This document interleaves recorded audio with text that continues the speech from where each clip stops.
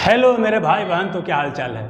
देखिए, बहुत सारे स्टूडेंट बिहार दरोगा मेंस देने जा रहे हैं और उसमें से बहुत सारे स्टूडेंट एडुटेरिया पब्लिकेशन का सेट लगा रहे हैं। तो उसी में से एक बच्चा का यहाँ पर क्वेश्चन आया है, सतीश सारथिक जी का नाम है, कि भाई एडुटेरिया में कितना मार्क्स आना चाहिए।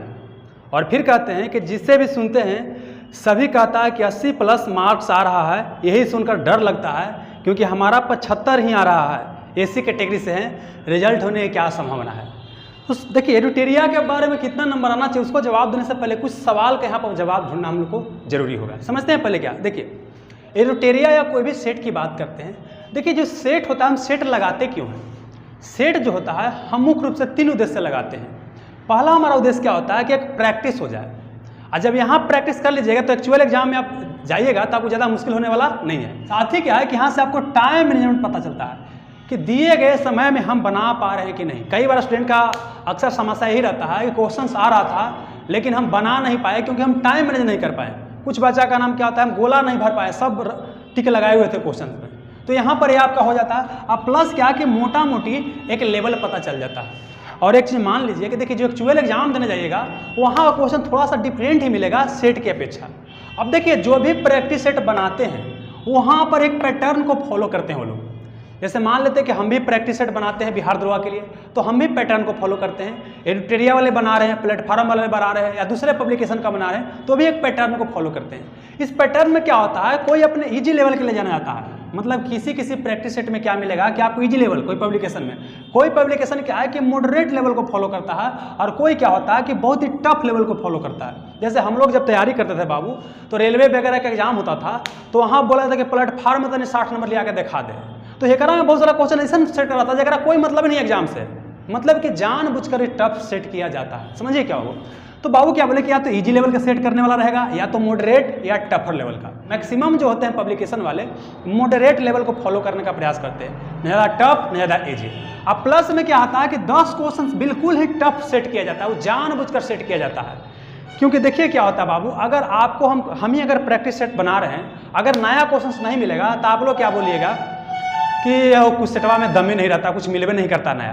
तो इसीलिए वो क्वेश्चन सेट किया जाता है। और क्वेश्चन जो सेट किया जाता है वो क्वेश्चन समझिए इतना टफ रहता है कि सब कोई बना ही नहीं सकता है, और बनाने के लिए 10-15 साल का अनुभव चाहिए। अगर हम मान लीजिए क्वेश्चन सेट करें तो हमारा क्या है कि 15 साल का एक अनुभव है, तो हम 15 साल का अनुभव को डाल देंगे। और जो मैक्सिमम तैयारी करने वाला बच्चा होता है 3 साल 4 साल 5 साल मैक्सिमम अनुभव होता है, तो हमारे अनुभव से तो मैच करेगा नहीं। तो क्वेश्चन बनाने के लिए नहीं डाला जाता है, बल्कि दिमाग खराब करने के लिए डाला जाता है। और एग्जामिनेशन में भी अगर 5-10 क्वेश्चन टफ मिलता है ना, तो इसलिए डाला जाता है कि आप इसमें फालतू में अपना टाइम बर्बाद करते रहिए, है ना। इसका काम ही होता है कि आपके कॉन्फिडेंस के लेवल को घटा देना, ताकि आप प्रेशर को हैंडल नहीं कर पाएँ।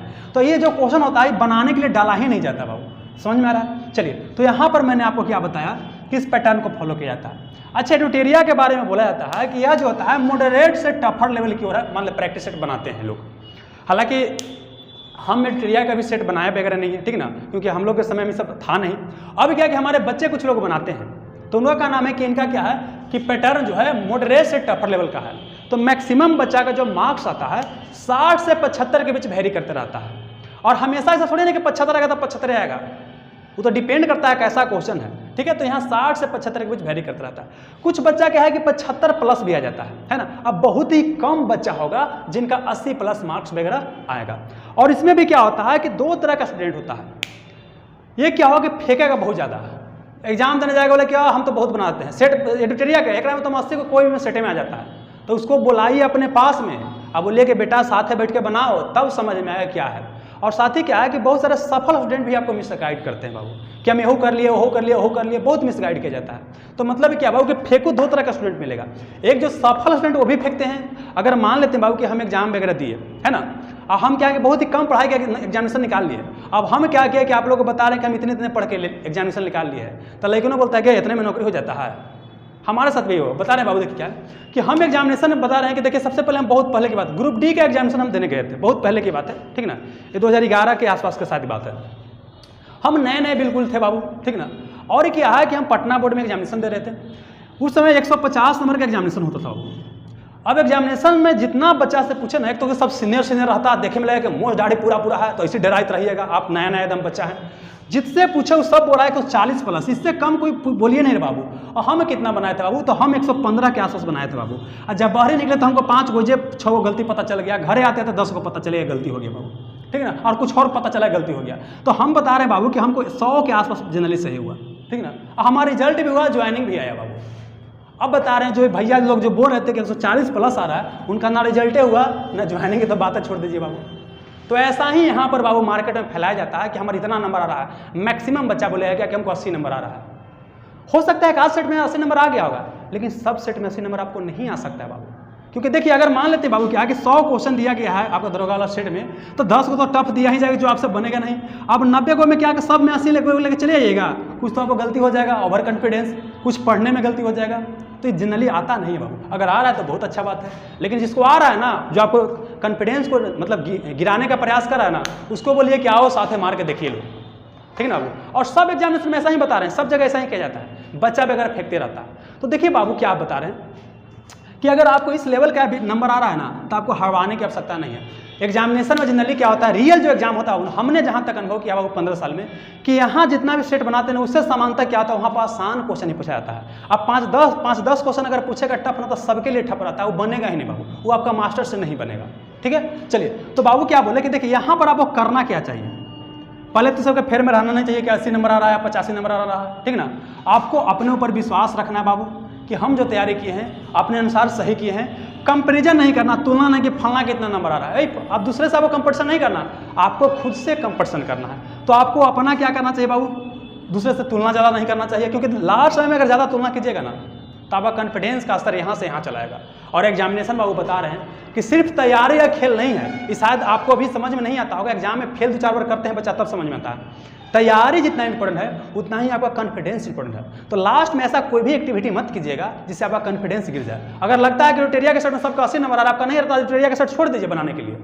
या कोई भी सेट बना रहा है बहुत कम नंबर आता है, छोड़ दीजिए। ऐसा सेट बनाइए बाबू जो आपको नंबर को ज़्यादा लेकर के आएगा, जो आपको कॉन्फिडेंस को बढ़ाएगा। समझ में रहा है? तो ये करना बाबू, रिवीजन कीजिए, पूरा भी रिवीजन कीजिए। जितना आपने पढ़ाई किया उसको 2-3-4 बार रिवीजन कर लीजिए। कई बार एक ही बुक को पढ़ के जाइएगा ना, तो रूम से ही लगेगा कि बाप रे, अब इतना एकदम पढ़ के जा रहे हैं, अगर हमारा से ना बनेगा तो किसी से ना बनेगा। तो ये बहुत ज़्यादा वो कॉन्फिडेंस को बूस्ट कर देता है बाबू। समझ में आ रहा है? चलिए, अगला क्या है कि आपको अपने एटीट्यूड को हमेशा पॉजिटिव रखना है। कुछ बच्चों का नाम है कि बहुत कटअप चला जाता है, तो कुछ का नाम होता है घूस चल जाता है, ये चल जाता है, वो चल जाता है। मानते हैं चलता है यार, सब चीज़ चलता है, क्या नहीं हो रहा है, सब चीज़ हो रहा है। लेकिन क्या निगेटिव हो करके लाइफ में कुछ अचीव किया जा सकता है? तो इसका जवाब है कि निगेटिव हो करके लाइफ में कुछ भी अचीव किया नहीं जा सकता है। तो आपको अपना एटीट्यूड पॉजिटिव रखना है, तैयारी बढ़िया से कीजिए, आपका बस यही काम है, मेहनत कीजिए जम करके, आईसी के आधार पर आपका रिजल्ट होगा बाबू, ठीक है ना। तो ये हो गया। तब बात आपको समझ में आ गया होगी रोटेरिया के सेट में कितना नंबर आना चाहिए। जितना भी नंबर आ रहा है बाबू आपका ठीक आ रहा है, दूसरे से कंपैरिजन करने की आवश्यकता नहीं है। उम्मीद करता हूं कि जो आपका सवाल था, किनका था, सतीश सार्थिक जी का, आपको जवाब मिल गया होगा। और दूसरे जो भी स्टूडेंट इस मतलब अध्ययन में पढ़े हुए हैं कितना कौन सेट में नंबर आना चाहिए, तो इस चीज़ को आप समझ गए हैं। चलिए बाबू, ठीक है, have a nice day, thank you.